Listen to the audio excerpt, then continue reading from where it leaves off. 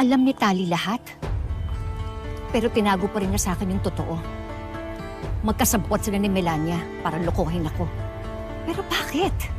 Rosel, hindi mo ba nakikita? Tuso talaga yan si Tali. Manang-mana dun sa nanay niyang walang hiya. Kita mo yung ginawa sa'yo? Ang tagal-tagal na pala niyang alam na anak mo si Belle. Itinago pa niya? O bakit? Kasi gusto niya masolo ka niya. Gusto niya lahat ng meron kang kayamanan ngayon. Siya lang ang makinabang. Sa kabila ng lahat, hindi pa rin siya nagbago. Tinanggap ko siya. Minahal ko siya na parang sarili kong anak. Meron talagang mga taong ganyan. Hindi marunong magpahalaga. At alam mo ang dapat na ginagawa sa mga taong ganon? Pinapakawalan.